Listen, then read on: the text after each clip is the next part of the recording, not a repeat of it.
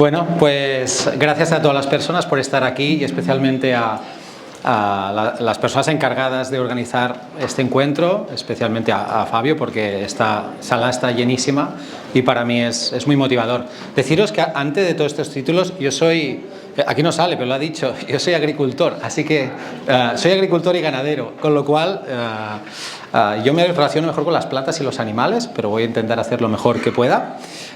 Si podemos empezar la ponencia, a ver. Vale, sí. Yo curiosamente vivo en una finca que se llama Mas Las Viñas, de las que no hay ninguna viña, porque murieron todas por la filoxera y luego todo lo que fue la revolución del textil en mi zona hizo que se abandonaran todos esos campos, pero sí que es algo que me ha llamado mucho a lo largo de mi vida y es algo que, bueno, os voy a ir explicando cómo he llegado aquí. Vamos a hablar de cubiertas vegetales y para mí tiene mucho que ver la cubierta vegetal con la ponencia que acabamos de escuchar acerca del cambio climático, porque cuando hablamos de cambio climático y nos dan datos de, bueno, es que la temperatura media va a subir 1,5 grados, 2, 3, los que sean, pues dices, oye, pues mira, si al final, ¿no?, subimos 1,5 grados de temperatura y la temperatura que hace en Sevilla es la que había en Marrakech y la que está en Valencia, la de Sevilla, pues al final pues parece que no es tan malo. El problema de lo que está, para mí, de lo que está sucediendo es que se están empezando a romper los patrones climáticos conocidos que han permitido domesticar la agricultura, ¿sí? Y entonces ante eso quiere decir que si estamos produciendo comida a base de plantas perennes que necesitan unos ciclos concretos, como antes escuchábamos, pues es bastante complicado, porque yo a mis ovejas las puedo mover, pero vosotros vuestras cepas seguramente no, ¿verdad? Entonces ahí tenemos que empezar a tener otras estrategias. Y lo que yo os voy a contar no es un dogma para nada, ni es una verdad absoluta, sino son propuestas donde para mí lo interesante es que cada persona pueda reflexionar y ver si eso tiene su sentido en su contexto. Aquí mismo, en la propia isla, ya hay una gran cantidad de microclimas donde la gestión del suelo, de las plantas, es muy distinta. Entonces, aunque desde Europa se quieran imponer los ecoregímenes acerca de las futuras PAC de ahora, pero también las de 2030 y demás, habrá que explicar que no en todas partes podemos tener una cubierta verde y estar supeditados a unas ayudas así, ¿verdad? Creo que habrá que trabajar bastante pedagógicamente. En cualquier caso, yo hablo aquí que para mí unos problemas grandes que tenemos es este triángulo que es la base de la producción agrícola. Es que un sistema agrícola para mí tiene 3 puntos donde asentarse y necesita agua, un espacio y una superficie. ¿Qué nos está sucediendo con este desbarajuste del clima? Bueno, luego tendréis otras imágenes, pero esto, por ejemplo, es un mapa del Departamento de Agricultura, del Departamento de Agricultura de Cataluña, hablando las zonas que entrarán en extrema sequía en 2030. No estamos hablando de 2050, estamos hablando en 2050. Así fijaros la cantidad de lugares donde empezará a hacer tanto calor que habrá muchos cultivos que no serán viables. Eso quiere decir que cada vez nos quedamos con menos tierra, menos superficie llana. Pero a mí me preocupa mucho esta, y es la superficie vertical, es decir, más allá de las hectáreas que tengamos de superficie en horizontal, las plantas necesitan enraizar y hacer unas buenas raíces y tener una reserva en el suelo que permite que cuando llueva el agua se quede en nuestro suelo el más tiempo posible. Bueno, pues sabemos que debido a los problemas que genera el labrado y el suelo expuesto, se estima que perdemos entre 2 y 3 milímetros de suelo cada año como consecuencia del labrado, ¿sí? Básicamente lo que hacemos en un proceso de mineralización rápida, perdemos el humus de alguna manera, lo ponemos a disposición de las plantas, pero el humus para mí es como el pegamento del suelo. Cuando no tenemos pegamento, cuando llueve o hace viento, ese suelo se va. Y al final 2 milímetros es muy imperceptible para una persona. Lo que pasa es que si hacemos números, podemos imaginar que esos datos marcan una pérdida de 30-40 toneladas de tierra por hectárea al año, ¿sí? Y eso es mucho.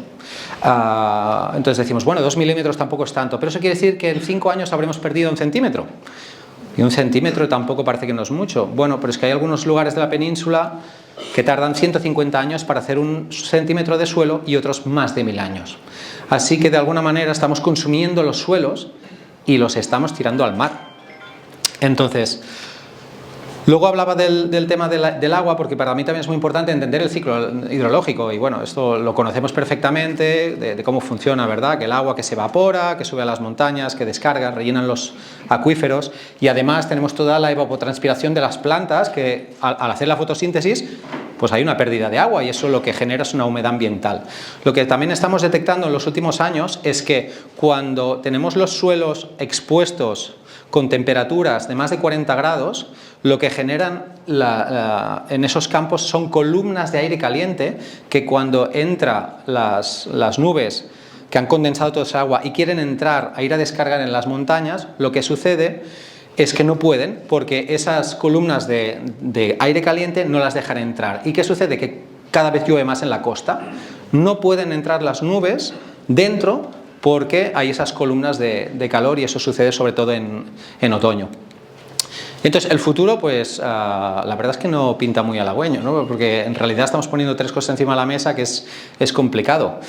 Entonces siempre escuchamos la palabra de la biodiversidad, ¿verdad? La biodiversidad nos da más capacidad de actuar, la biodiversidad nos da más vida.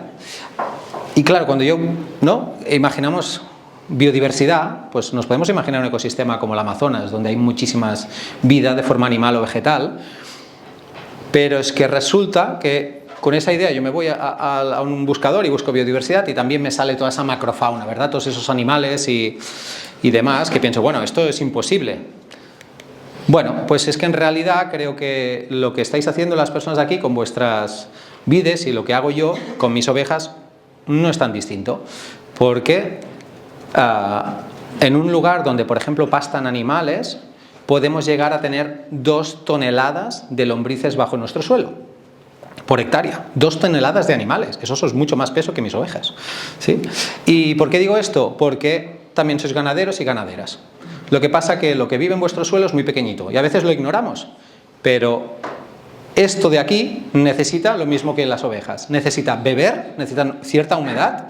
De hecho, hay ciertas levaduras, hay ciertos componentes, ciertas bacterias que si no hay una humedad en el suelo no se mueven, no se desplazan, por tanto no nos ayudan en la descomposición de la materia, porque necesitan comer, necesitan materia orgánica que procesar. Si no, como mis ovejas necesitan pasto, este tipo de vida necesita materia orgánica para comer, y finalmente necesitan protección, porque no pueden vivir a ciertas temperaturas del aire, ¿sí? Y eso es como nosotros podemos ir un rato a la playa, nos podemos tumbar a 25, 30, 40, pero no podemos vivir allí, porque si pasa eso vamos a morir por esterilización, que es una de las maneras que la naturaleza tiene de limpiar: el sol y el tiempo. Entonces, para mí lo interesante de las cubiertas vegetal empieza aquí, ¿no? En esta parte de reaprovechar la materia orgánica, que no tiene que provenir siempre del viñedo, pero que sí que tenemos una parte que es indispensable de residuos animales y vegetales. ¿Y qué sucede con esto? Pues que hay toda una serie de organismos descomponedores que nos van a ayudar a transformar esos nutrientes en comida para nuestras cepas. Un dato que me gustaría añadir: las temperaturas óptimas para la mayor parte de la microbiología del suelo parte entre los 20 y los 30 grados. Es decir, temperaturas más bajas les cuesta más trabajo hacer su función, y más alta igual. Entonces, eso es importante porque incluso hay algunas que trabajan, por ejemplo, el Rhizobium de las leguminosas, hasta 12 grados funcionan muy bien y no es un problema, pero hay muchas que no, que necesitan este rango de temperaturas. ¿Qué sucede cuando tenemos una temperatura alrededor de 25 grados y tenemos un suelo descubierto? Normalmente, como los suelos suelen ser oscuros, empiezan a almacenar energía, la captan, la almacenan y son una especie de radiador que va acumulando la energía, y si luego no baja la temperatura no la puede dejar ir, con lo cual cada vez el suelo está más caliente. Claro, cuando tenemos 25 grados y nuestro suelo puede empezar casi a 44 grados, eso quiere decir que la microbiología probablemente se va a parar. Y que se pare, para mí es importante darnos cuenta que entonces las plantas podrán acceder a todos esos nutrientes solubles, que son fácilmente absorbentes, pero todos aquellos que no son solubles, que tienen que evolucionar, que tienen que entrar en las plantas de otra manera, no estarán disponibles. Cuando vemos aquí, por ejemplo, Una cubierta pues recién cortada, ¿verdad? Pues podemos tener una temperatura de 24 grados y medio, lo cual está bastante bien, y ya una cubierta alta, pues tenemos un suelo a 19 grados y medio, que se asemeja bastante a lo que esperamos que suceda en nuestro suelo y para que funcione. En julio de 2022 cogí este mapa, fijaros a qué temperaturas llegaron algunas zonas de la península, a más de 60 grados el suelo. Eso quiere decir que esas plantas que estaban allí básicamente se solarizaron, se quemaron, o sea, estamos quemando el suelo y bueno, la naturaleza tiene una gran capacidad de adaptación, pero digamos que toda la microbiología, que es como que la hemos perdido, tiene que volverse a generar cuando se dan las condiciones. Y normalmente en un suelo que está constantemente en trabajo y en constante laboreo, se estima que más o menos podemos tardar 15 años en recuperarlo a nivel de microbiología, ¿sí? Trabajando con plantas podemos llegar a eso, y si empezamos a utilizar estiércol animal o animales mismos, podemos bajar eso muchísimo, hasta 4 años en recuperar una microbiología para tener un suelo sano. Entonces, sí que me gustaría como añadir una pequeña píldora, porque es algo que me está sucediendo últimamente y creo que es algo donde hay que investigar bastante, pero tenemos datos de que los animales que están tomando ivermectina, que son la mayoría, porque está permitida también agricultura ecológica, es un desparasitante interno y externo, son muy perecederos en el suelo y pueden afectar a las comunidades de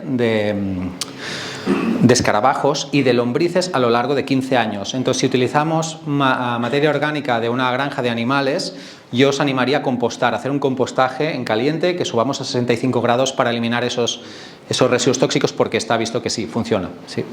Entonces, otra cosa que deciros, cuando tenemos esta primera parte trabajada y esto está allí porque no está viviendo con grandes temperaturas, empiezan a desarrollarse otros organismos superiores. En este caso, pues me gustaría hablaros de las lombrices, porque si bien es cierto que las lombrices aparecen, ellas lo que hacen es comen las bacterias que degradan la materia orgánica, no degradan en sí la materia orgánica, sino que se aprovechan del trabajo de otros.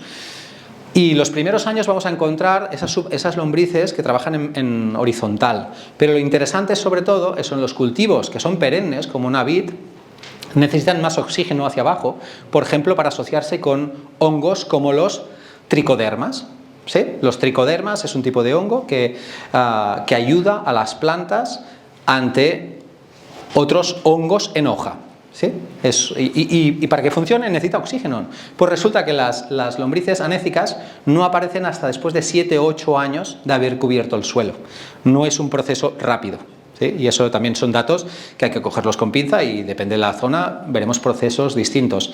Son las lombrices mucho más grandes, que a veces podemos ver cuando llueve mucho, pero son como las lombrices rojas, pero mucho más grandes y más gruesas. Entonces, con todo esto, me gustaría también aportar la visión de que podemos plantearnos dos tipos de suelos, ¿verdad? Un suelo bacteriano, que son suelos de producción rápida, y lo que estamos haciendo aquí, pues por ejemplo, os podéis imaginar un suelo de cereal, de legumbre o de huerta, que queremos que se mueva mucho el nitrógeno, que vaya rápido, pero la realidad es que, aunque son suelos estables, sus agregados no son tan estables. Y bueno, y ya podéis aquí, ¿no? Pues que tienen, pues eso, bueno, lo que os decía. Para mí lo interesante es mirar los suelos fúngicos que se asocian a plantas que van a vivir muchos años, como las cepas, ¿sí? Y entonces lo que distingue de uno de la otra es que un suelo fúngico descompone materia vegetal mucho más compleja, y estamos hablando de micelulosas, estamos hablando de ligninas, es decir, por ejemplo, lo que tenemos en los sarmientos. Entonces, muy interesante porque son mucho más estables y tienen mucha mayor resiliencia y capacidad de adaptarse tanto a los calores extremos, a los fríos y también al exceso o a la carencia de agua. De manera rápida, podemos decir que una estrategia para conseguir un suelo bacteriano es poner plantas que crezcan rápido, utilizar estiércoles frescos, y nos va a dar un perfil con más nitrógeno. Cuando vamos a un suelo más fúngico, más carbónico, lo que necesitamos es bajar los laboreos, permitir que se generen más los agregados, ¿sí? Tenemos todo este proceso que tiene que ver con las cubiertas vegetales. Que también tengo que decir que es un gran reto el tema de las cubiertas vegetales, porque pues imagino que la mayoría de la gente que estamos aquí pues nos gusta el vino, y estamos viendo que los vinos cambian cuando trabajamos con suelos fúngicos. Así que tendremos que empezar a probar y entender cómo eso funciona y cómo afecta al paladar y a la calidad del vino que hacemos. Porque las vides normalmente están en lugares con poca materia orgánica, ¿verdad? Entonces, claro, ante todo esto, todo lo que os explico, dices, bueno, ¿y qué hago? ¿Qué quiere decir eso, las cubiertas vegetales? Pues entonces yo os diría que en mi experiencia lo que hacemos es como plantearnos 3 pasos para decir cómo hacemos la cubierta vegetal. Y el primer paso tiene que ver con entender cómo se genera un suelo y cómo evoluciona. Es decir, cómo un suelo pasa de la roca madre a la fertilidad. Entonces, lo que podemos observar es que en un suelo donde básicamente tenemos un suelo mineral, donde no hay apenas materia orgánica, si no hay materia orgánica, el agua no se retiene y también sucede que bueno, pues eso, que no tiene apenas agua, pues empiezan a aparecer sobre todo líquenes y musgos o plantas muy primarias que casi apenas tienen sistema vascular y lo que hacen es segregan unas sustancias para empezar a deshacer la roca madre, y esa roca madre, cuando se va acumulando en lugares, aparecen plantas que tienen una fotosíntesis muy específica y que acumulan el agua en sus hojas. Y aquí he puesto el ejemplo de las plantas crasas, que por eso se utilizan en techos verdes con piedra o roca, pero podéis imaginaros también las plantas CAM, que la mayoría de ellas son plantas que viven en lugares, que aquí hay muchas en la isla, que tienes mucho calor por el día y una diferencia térmica por la noche, con lo cual cuando hacen el intercambio de oxígeno y dióxido de carbono lo harán por la noche y así no pierden tanto el agua. Son plantas muy efectivas. Entonces, cuando un suelo empieza a tener plantas crasas, quiere decir que empieza a protegerse. Y eso da espacio a que aparezcan las grandes enemigas de los suelos desnudos, que son, pues ya conocéis, ¿no? Todos los bledos, los amarantos, esas plantas que crecen rapidísimo y que aparecen sobre todo en suelos labrados, y lo que quieren hacer es dejar miles o millones de semillas para proteger el suelo, porque la naturaleza está cuidando su ganado y sabe que no quiere dejarlo expuesto. Esas plantas, a medida que se empiezan a morir, empiezas a acumular materia orgánica en el suelo. Y entonces, claro, como tienes un suelo mineral que empieza a tener materia orgánica, siguiente paso a la naturaleza. Oye, el suelo que he creado, que no se vaya. ¿Y qué aparecen? El género de las gramíneas. Las gramíneas lo que van a hacer es aguantar para que no se vaya, porque si ya que hemos trabajado todo esto con muchísimos años, ahora que no venga el agua y se me lleve el suelo o el viento, ¿verdad? Así que nos aparecen las gramíneas. Y me gustaría que cuando vamos viendo esto, si podéis empezar a imaginaros vuestros viñedos, qué plantas pueden aparecer en qué momentos de oportunidad a lo largo del año y de qué tipo son, porque eso nos va a definir la cubierta. Luego aparecen plantas descompactadoras, es decir, lo que busca la naturaleza es, bueno, el suelo ya tiene materia orgánica, tiene microbiología, ya tiene estructura, vamos a meter oxígeno. ¿Para qué mete oxígeno? Para aumentar el perfil aeróbico, que es el encargado que va a mineralizar, que va a descomponer la materia orgánica. ¿Es dónde está la vida? ¿Y quién aparece? Plantas descompactadoras, pues no sé si imagináis, pero pues los cardos, el diente de león, la chicoria, las malvas, hay un montón de plantas que tienen una raíz central pivotante que lo que está haciendo es entrar el oxígeno, ¿verdad? Que una vez muertas que haya esas tuberías. Y cuando ya hay oxígeno, atención, porque es el turno de las leguminosas. Las leguminosas no fijan nitrógeno en suelos muy compactados y donde no hay oxígeno. En realidad, en vez de leguminosas, seguramente aparecerían, cuando hay también agua, aparecen las ortigas, por ejemplo, pero las leguminosas lo que hacen es mejorar el suelo y crean abundancia. Entonces, ¿qué sucede cuando el suelo ya tiene abundancia de nutrientes, está compactado, descompactado? Pues que empiezan a aparecer plantas que acumulan otro tipo de nutriente, también necesario ¿para qué? Para plantas complejas, que en nuestro caso pondríamos ahí el viñedo. Así que vamos a intentar imaginar qué porcentaje de estas plantas puede ser que tengamos en los viñedos cuando vamos a decidir qué plantar. Bueno, sí, simplemente ya os podéis imaginar, ¿no? En suelos muy erosionados, sobre todo salen gramíneas, el típico caso de la grama, cuando tenemos suelos con muchas pendientes también, el suelo está intentando retener, y suelos que hace años que no se tocan, bien porque están en pendiente o por lo que sea, pues ya veis que han evolucionado y empezamos a ver leguminosas, que empezamos a ver más cosas, ¿verdad? Entonces, luego tenemos que pensar cómo vamos a gestionar esa cubierta vegetal. O sea, no podemos decidir qué plantar o cómo gestionamos las plantas que ya salen, porque una cubierta vegetal, la primera cubierta vegetal es el propio viñedo, eso es el que protege el suelo, pero el segundo es un nivel que está por debajo. Y entonces aquí os he puesto 5 maneras de transformar una cubierta vegetal. quizá se os ocurren más, pero lo que utilizamos es un roller gripper, que es una especie de rodillo donde se inyecta mucho peso y donde tenemos que, normalmente lo inyectamos con hormigón para que pese mucho, y aquí es importante que nuestra hierba tenga la capacidad de encañar, es decir, que se empiece a lignificar y se quede seca. Si no tenéis una cubierta vegetal que no encañe, pues la verdad es que no servirá mucho este método, pero lo que hacemos básicamente es tumbar la cubierta, ¿sí?, a finales de primavera, para que nos haga una gran protección del suelo, una gran alfombra, un acolchado de materia orgánica seca, ¿sí?, para que el sol toque el suelo y que tampoco haya una competencia no tanto hídrica que también, sino por el nitrógeno, porque lo que vemos con las cubiertas vegetales, que al final sobreviven las plantas que se están adaptando a nuestra agua, es que a veces podemos tener secuestro de nitrógenos ante las cepas, y eso es algo que no queremos. Y a mí personalmente me preocupa más el tema del nitrógeno que del agua, ¿verdad? Entonces, otra manera, simplemente una cubierta vegetal que tenemos, podemos llegar a incorporarla en el suelo, y eso es algo que hemos hecho muchas veces, habiendo aplicado antes un herbicida o hacer cualquier tratamiento, lo enterramos, y esta es otra manera de conseguir transformar la cubierta vegetal. Sobre todo, eso es algo que creo que hay que hacer los primeros años. No podemos imaginarnos un tipo de cubierta muy evolucionada, sino que hay que ir incrementando poco a poco la materia orgánica para estructurar el suelo. Luego tenemos otra manera, pues una intercepa, una segadora de intercepa, que lo que hacemos es cortar y dejamos. Aquí quizá lo diré, un poco lo más difícil de ver es que esta cubierta entre medio de las calles, esta también va a coger agua y nitrógeno en la época donde apenas hay, así que nos puede generar también problemas, así que esto quizá lo hay que dejarlo más para zonas donde hay más agua. Luego tenemos la opción de usar animales, que como os decía, importante que no tomen ivermectina, y esto, por lo menos ahí tenemos una ventana de oportunidad pequeña, porque esto hay que hacerlo cuando empieza el frío, cuando hemos hecho la cosecha, y no siempre es posible, pero bueno, es interesante también. Y pensar que aumenta mucho las bacterias, con lo cual en los primeros años de implantación de un viñedo va muy bien también para crecer más rápido.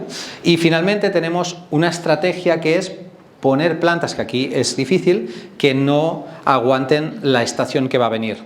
Es decir, yo por ejemplo puedo poner, por ejemplo, un trigo sarraceno en marzo o abril, poner una cubierta en un viñedo de trigo sarraceno entero, y luego cuando venga en junio, que no hay nada de agua ya, la reserva hídrica como el trigo sarraceno tiene una raíz que no va a ir muy en profundidad, lo que va a hacer es se va a morir todo y se va a tumbar, ¿sí? Entonces ya no se está haciendo esa protección. También sucede con plantas de invierno. Tú puedes poner una planta de verano, por ejemplo, una planta en verano que sea un sorgo o que sea un mijo, y cuando empieza a venir el frío, simplemente se podría morir y se tumba y ya está, ¿vale? O sea que tenemos 5 maneras y pues cada una tiene cosas buenas y cosas malas. Lo mismo que decían antes, la ponencia la tendréis para mirarla. No hay como un dogma o algo que es perfecto, sino que cada cosa tiene sus cosas buenas y sus cosas malas, y seguro que eso se ocurren muchas más cosas de las que he puesto aquí. Han pasado 2, rápido. Vale, y luego pues toca seleccionar las especies. Entonces tenemos que fijarnos sobre todo en las ventanas de oportunidad que nos da nuestro microclima del lugar. ¿Y cuándo podemos trabajar? Pues dependerá de la época de siembra, es decir, tenemos que aprovechar la energía cuando no compita con el viñedo, y tenemos que aprovechar la energía cuando esté más fácilmente disponible.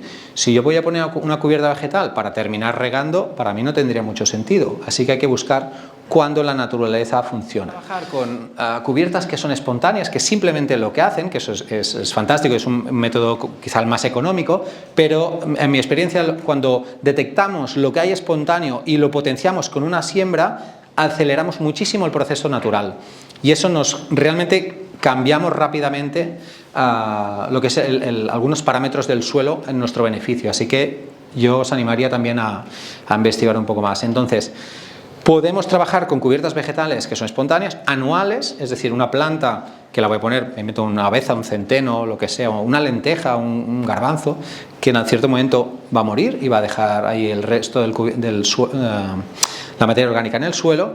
O podemos trabajar con plantas perennes, que vamos a poner un cultivo que pueda durar muchos años. Y luego destacar la diferencia que hay entre las plantas tipo C3 y C4. Eso creo que va a ser uno de los cambios que vamos a ver con nuestras agriculturas, porque ahora mismo el 90% de las plantas del mundo son plantas C3.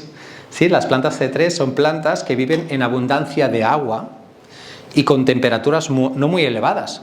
Sí, de hecho, son plantas que a partir de 20-25 grados empiezan a estresar y generan granos. Nuestra alimentación está basada en plantas C3, ¿verdad? El trigo, el arroz, el centeno, todo esto son plantas C3. El 90% de las plantas. ¿Cómo puede ser que en el mundo haya tantas plantas C3? Bueno, básicamente porque venimos de un periodo de desglaciación de ahora 50.000 años, pero es lo que nuestras plantas están más adaptadas al frío. ¿Y qué pasa cuando tenemos temperaturas muy altas? Pues tenemos las plantas tipo C4, que son unas plantas que son mucho más eficientes cuando abren sus estomas para hacer la fotosíntesis, y son plantas que podemos ver, por ejemplo, en zonas de mucho calor, y es lo que decía, los girasoles, el sorgo, el mijo, son plantas que aguantan muy bien la sequía. ¿Por qué digo que creo que va a haber un cambio? Porque yo creo que con el incremento de temperaturas cada vez es más difícil mantener una C3, 7-8 meses de estabilidad en el suelo, pero es mucho más fácil tener 2-3 meses de un cultivo C4 que crezca y lo pueda cortar y simplemente dejar ahí. Y eso yo creo que va a tener un impacto en nuestras alimentaciones. Finalmente, hablaros de las plantas CAM. ¿Cómo vamos de tiempo? Maravilloso. Vale, fantástico. Gracias.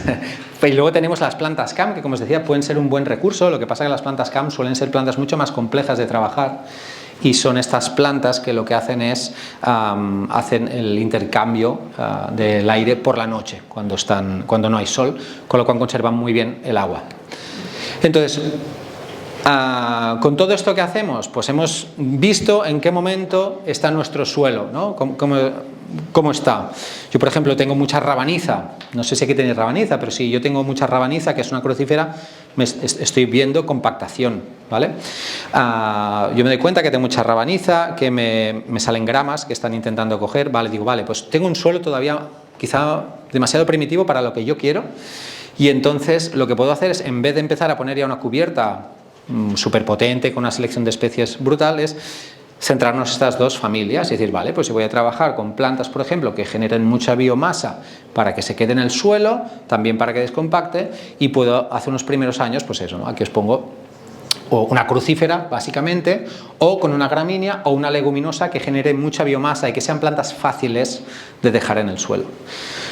A medida que mi suelo se va evolucionando y tengo más capacidad de retener el agua, eso quiere decir que si retengo más agua, querrá decir que puedo producir más biomasa, más fotosíntesis, puedo plantearme cosas un poco más complejas, como pues eso, gramíneas con leguminosas más avanzadas, y para finalmente poner una cubierta perenne, que eso es algo ya bastante más difícil de gestionar en los viñedos, sobre todo porque pueden llegar a ser molestas en la época de más trabajo que tenemos ahí, ¿verdad?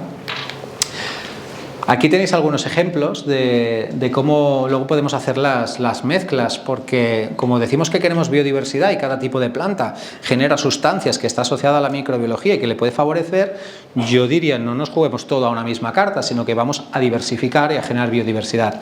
¿Y qué hacemos? Pues os planteo una estructura, un 60% más o menos de plantas gramíneas que estructuran el suelo, luego una parte de leguminosas, que puede ser un porcentaje, que es lo que puede suceder bastante en la naturaleza, y luego tenemos un 10% de reserva, que aquí podemos poner crucíferas, por ejemplo, o facelias o algún otro tipo de planta, una poligonácea como un trigo sarraceno, para dar más biodiversidad a lo que son la polinización y a la generación de sustancias bajo el suelo, ¿sí? Y entonces, otra cosa interesante es, ¿y cuándo puedo yo sacar mejor provecho de mi cubierta vegetal?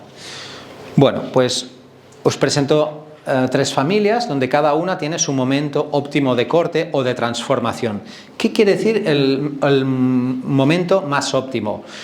Bueno, quiere decir que al final las plantas tienen sus ciclos y seguramente son muy altruistas, pero en realidad los beneficios que generan sobre todo son para ellas, ¿verdad? Entonces, una leguminosa empieza a hacer esa simbiosis con los rhizobium para fijar nitrógeno, sí, para que los demás puedan tener un suelo más fértil, pero en realidad es para que ella pueda desarrollar luego las vainas, ¿sí? Como un guisante, un garbanzo, una beza o una retama, ¿sí? Entonces, ¿Cuándo va a hacer esto? Pues cuando está en flor. Cuando yo tengo entre un 40-70% de mi campo en flor de leguminosas, quiere decir que si yo corto, ahí en ese momento es cuando esas plantas van a liberar más nitrógeno en el suelo. ¿Qué quiere decir que van a liberar más nitrógeno? Que lo van a dejar a disposición para que otras plantas lo puedan aprovechar. Que es un... Tienes que pensar que no es inmediato. De hecho, con un corte, por ejemplo, en fruta, lo manejamos mucho más porque sí que nos interesa ese punto extra de energía y tarda unos 40 días en ser absorbido por otras plantas, ¿sí? Al principio estaba como muy agarrado a la planta. Entonces, si yo veo un campo que yo lo que quiero es incrementar mi nitrógeno, por el motivo que sea, me voy a fijar que cuando yo tengo esa diferencia de gramíneas, cuando yo vea las leguminosas digo, ¡pam!, ahora es mi momento, porque quiero potenciar el nitrógeno. Si yo lo que quiero es potenciar la estructura, porque digo, ostras, yo me he dado cuenta que es que mi suelo se está yendo. Ahora veíamos unos vídeos con Julio acerca de lo que había pasado en algunos viñedos en Valencia. Pues si yo me he dado cuenta cómo se me ha ido el suelo, y lo primero que hacer es, quiero estructurarlo y quiero que no perderlo más, puedo trabajar con las gramíneas. ¿Y cuándo sé yo que la gramínea es más adecuada para darme más beneficios?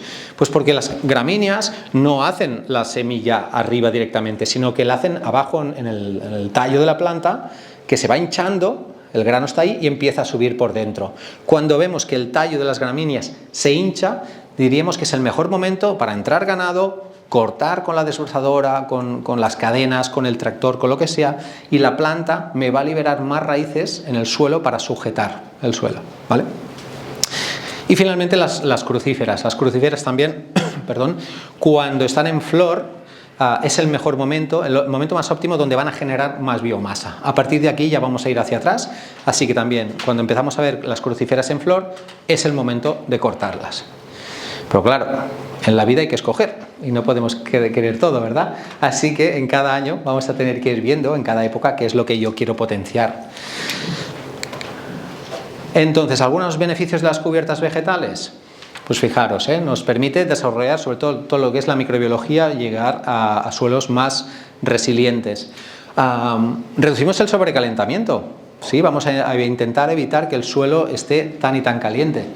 Vamos a evitar la pérdida, las cortezas, las arcillas que se pueden generar, las costras, ¿sí? La dilatación y la contracción de las arcillas debido a la carencia de agua y el sol. Bueno, tenéis aquí un montón de beneficios, pero además en lo que es en la vid, por ejemplo, nos funciona muy bien con algunos nutrientes como el fósforo, se absorbe mejor el fósforo con una cubierta vegetal. También sabemos que podemos llegar a azúcares un poco más equilibrados, una maduración más homogénea, no tener grandes diferencias de maduración. Y bueno, y al final estamos hablando aquí de biodiversidad y de plantas. Y ya está. Aquí vamos a abrir, si queréis, el espacio de preguntas o de intercambios, porque para mí es muy interesante también ver qué es lo que podemos hacer en cada caso de cada persona, ¿no? Maravilloso, tenemos ¿Sí? unos 15 minutos para poder hacer. Sí. Tenemos a Silvia con el micro, que pasa el micro hacia algunos. Ahí está Luis Molina, que quiere hacer una pregunta. Bueno, ¿se oye? Sí. Más o menos, ¿en qué pluviometría tú recomendarías la cubierta vegetal? Pues mira, me cuesta dar recetas, pero a partir de 400 litros, ¿sí? En una cubierta, pero diría una cubierta vegetal viva, porque se están empezando a hacer bastantes pruebas y estamos viendo, por ejemplo, el utilizar balas de paja grandes en viñedos, entre líneas, y utilizar la paja, por ejemplo, para colchar. Podemos utilizar también triturados de madera, que se conoce como el BRF, que el BRF, si bien puede dar secuestro de nitrógeno, el hambre de nitrógeno que se dice, no acostumbra a pasar con pluviometrías de poca... O sea, con lugares que hay poca lluvia. Luego otros recursos también que puede ser interesante es la lana. La lana de las ovejas también funciona muy bien, ¿sí? Y además tiene un punto de herbicida, con lo cual ahí podemos tener otras opciones. No sé si hay alguien más que tenga experiencia con cubiertas vegetales y pueda aportar más información al debate. Sí, por aquí tenemos unos cuantos viticultores que sé que trabajan mucho en esta línea. Fantástico. Quizás pueden aportar su experiencia en la aplicación en las cubiertas nuestras aquí en la Claro. isla de Gran Canaria.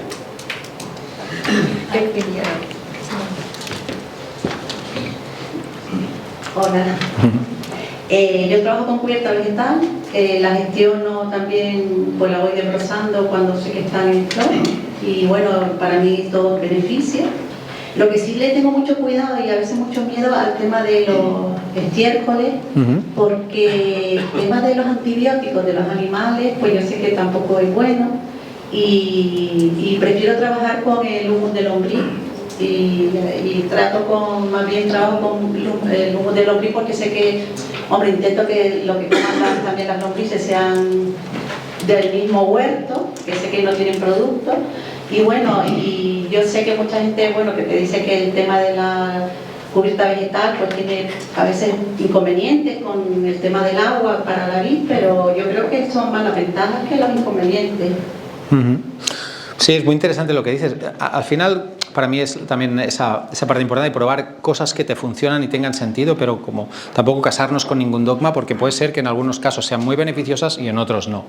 Entonces sí que para mí es interesante lo que ponías ahora del humus de lombriz, porque depende del tipo de materia orgánica que tiramos en el campo, nos van a suceder cosas distintas. Así, por ejemplo, si subimos mucho la materia orgánica con mucho nitrógeno, con estiércoles muy fresco, es probable que el mildio y el oidio tengan mucho más impacto en nuestras parras, ¿no? Entonces, para mí un poco, yo como me gusta imaginar, es imaginar que ahora decimos, no, venga, vamos a almorzar, ¿sí? Entonces, ¿qué hay para comer? No, mira, hay pizza, ¿no? Entonces nosotros llegamos ahí y nos han puesto ahí unas espigas de trigo. Bueno, dices, oye, esto no es una pizza, esto son espigas de trigo, ¿sí? Esto es para mí lo que es el estiércol fresco, es decir, las plantas no lo pueden absorber directamente, ¿sí? Te dices, no, venir de aquí un rato nos hemos equivocado, ¿no? Entonces volvemos y encontramos harina encima de la mesa. Hombre, esto yo tampoco no me lo puedo comer.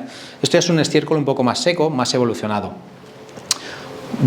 Iros y volver, ¿no? Entonces cuando volvemos encontramos ya pues la pasta de la pizza, ¿no? Como ya hecha, sin hornear, ¿no? Y entonces decimos, bueno, esto no está mal, esto yo ya me lo puedo comer, y eso es el compost, y el compost puede tener efectos a corto plazo, ¿sí?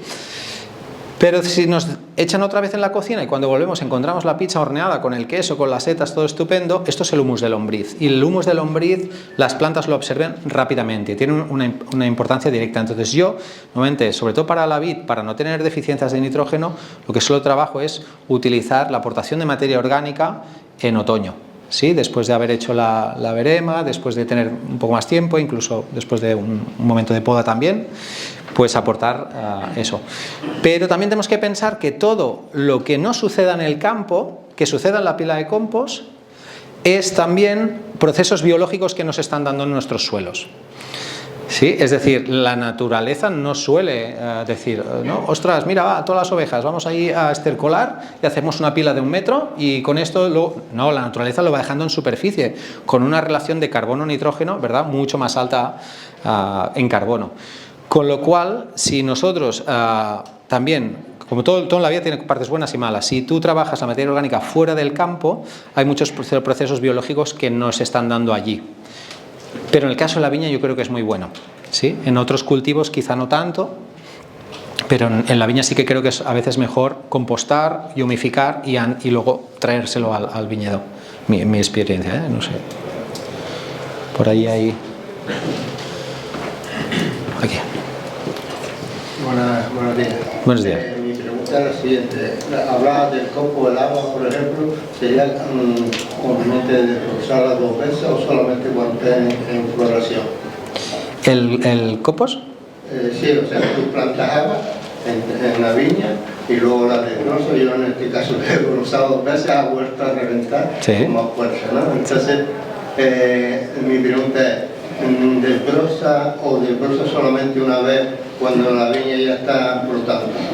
Hago normalmente las 2 veces la que dices, pero ¿Una sola vez? Dos. Lo que haces, sí. Yo también lo hago así y también porque también hemos visto que con cubiertas vegetales altas y pluviometrías más altas, de 600, 700, estamos levantando más la cruz de la planta, porque si no, con las cubiertas también es más propensa a coger hongos.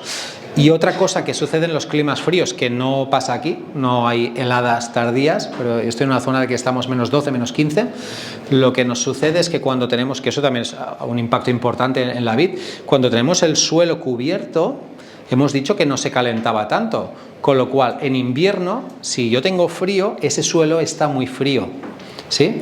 Entonces, ¿qué sucede? Que cuando la vid está brotando y me viene una semana de frío a posteriori y me hace una helada fuerte, como mi viñedo está protegido del calor, hay muchas pérdidas también. ¿Sí? Hay muchas pérdidas porque esas viñas que tienen cubierta vegetal están mucho más afectadas que las viñas que tienen el suelo desnudo. Así que para mí, de nuevo, es como no hay una solución perfecta, todo tiene sus pros y sus contras y cada persona tiene que ver si tiene sentido incorporar estas estrategias a su lugar.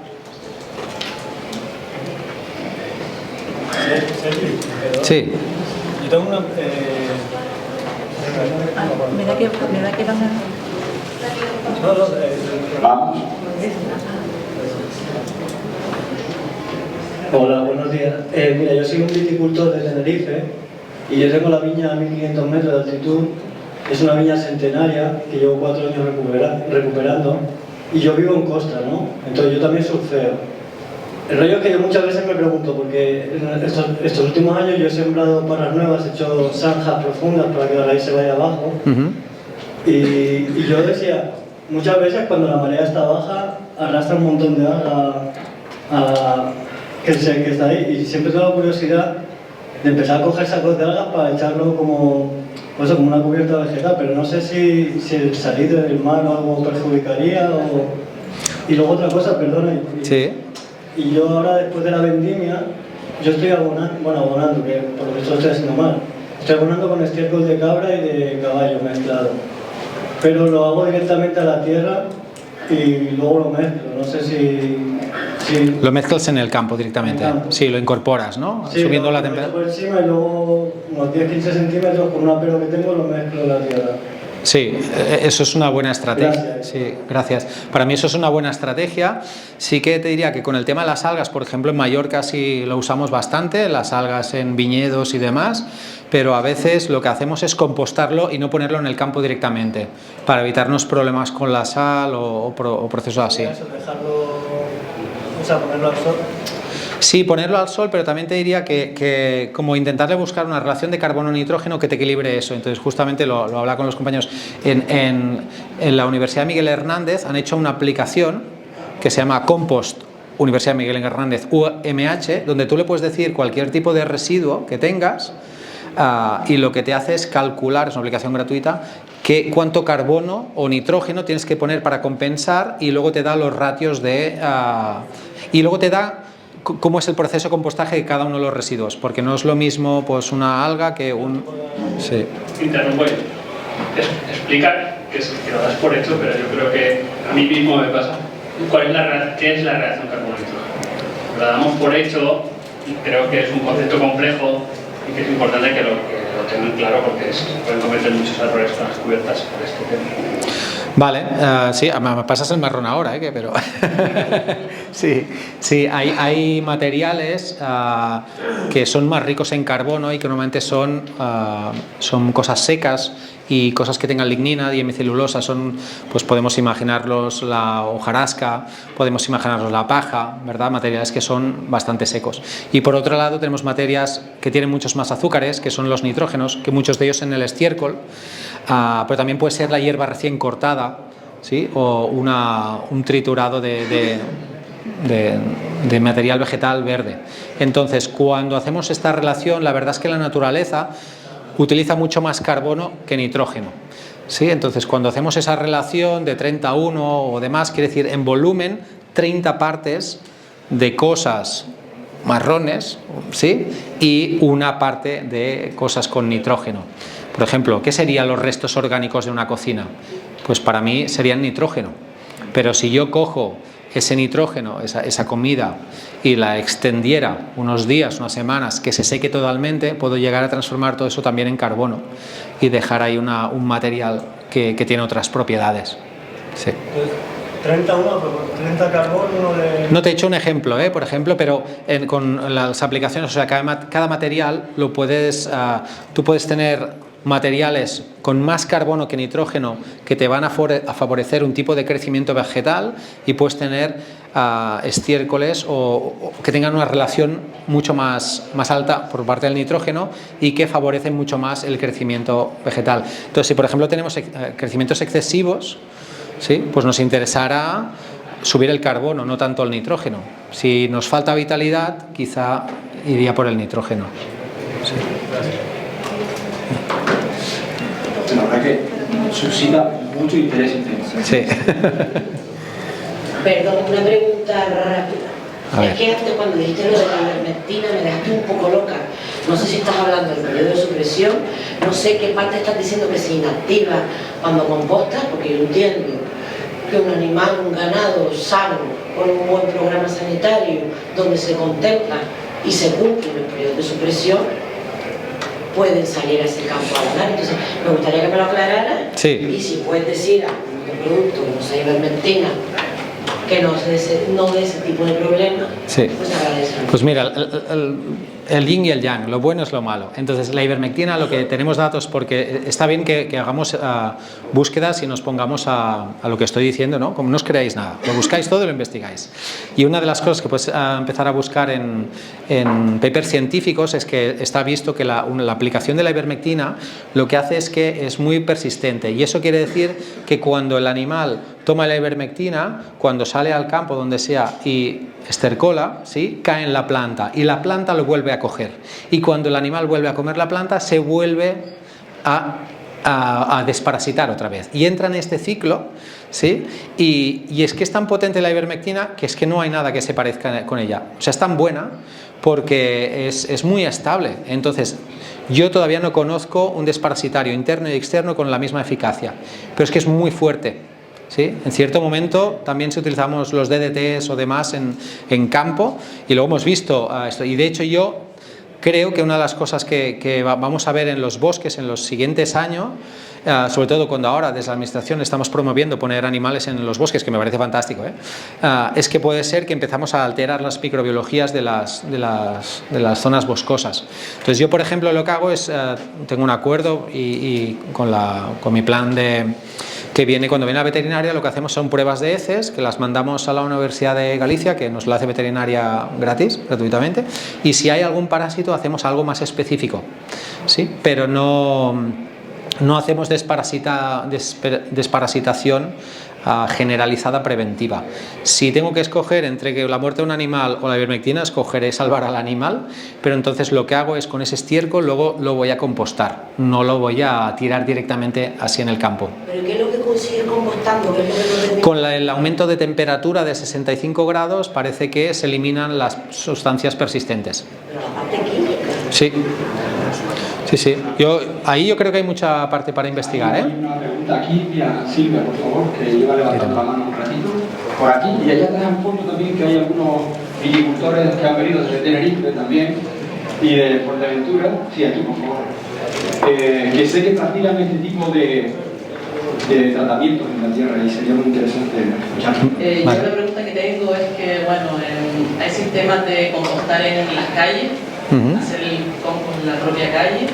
Bueno, habrá muchas maneras, ¿no? Pero imagínense hacer un poquito de zanja en calle y una capa de estiércol, una capa de madera, estiércol, algo así, ¿vale? Puede ser de otra manera, pero no sé qué opinan de eso. Y simplemente poniéndole no vegetal, sino triturado de madera, ¿cómo lo verías, no? En las calles, triturado de madera, ¿cómo lo verías? Y luego el tema de la compostera, que si conoces ese tema. Mira, la verdad es que lo que propones me parece súper interesante y necesario para un montón de sistemas agrícolas.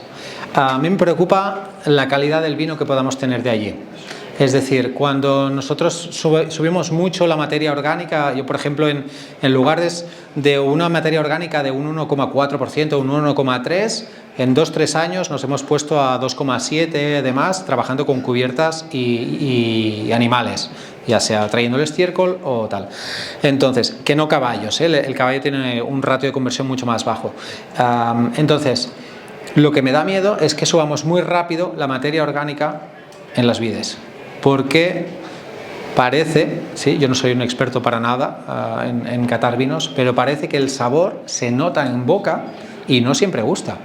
Entonces al final estamos aquí, pues eso, a hacer rentabilidad con nuestras explotaciones agrarias y tenemos que vivir de eso, porque puedes tener la explotación más sostenible del mundo, pero si al final no salen los números tendrás que venderla y vendrá otra persona y se pondrá a deshacer lo que has hecho, ¿no? Entonces, no sé, yo te diría que no lo haría progresivamente. Incluso en algunos lugares, por ejemplo, lo que hacemos, imagínate, es poner una cubierta, por ejemplo, cada 3 o 5 calles. Y lo que vamos es rotando la cubierta año tras año, ¿sí? Entonces la dejamos, incluso el añadir el compost, solo en algunas líneas e ir cambiando, pero no estar siempre añadiendo fertilidad en todas partes. Pero te digo, por ese el tipo de cultivo. Es un tipo de cultivo que no puede estar muy fertilizado, para mí. Al fondo de Sergi tenemos también bodegueros viticultores de Fuerteventura y también al lado de Tenerife que practican este tipo de... Sí, bueno, yo puse de Fuerteventura, donde la evidencia del agua es más que notable, somos un desierto, con lo cual pues lo que vemos en nuestro viñedo es adaptar, crear nuestro propio plan estratégico. Digamos, somos islas donde hay una gran diversidad, donde hay lugares y territorios con microclimas, y que de forma indirecta en nuestra estrategia, porque cuando hablamos de la viña nosotros hacemos otros cultivos asociados, hacemos agricultura regenerativa y asociativa, y de forma indirecta pues asociar un cultivo hortícola, donde sabemos que Canarias pues un poco deficiencia en alimentos saludables y sobre todo recuperación de granos ancestrales que en este momento muchos de ellos se han perdido. Fuerteventura tiene, igual que Lanzarote, un banco de granos que se están perdiendo, entonces casi que un poco por obligación y de forma indirecta o directa los sembramos, los plantamos, fijadores de nitrógeno, no se olviden de granos como la arveja, la lenteja, el chícharo, y eso ayuda muchísimo a que en una isla como Fuerteventura, que el agua que se utiliza, en vez de solo ser para la viña, pues ampliando un poco la distancia del tronco hacia afuera y en los pasillos, hacer cultivos asociados, lo vemos muy interesante. Todo desde el punto de vista de mantener cobertura, integramos mucho picado en base al carbono, porque claro, podemos considerar que utilizar un cultivo del grupo C3 donde efectivamente lleva demasiada agua, para nosotros pues casi que es insostenible, ¿no? Sobre todo porque no la tenemos.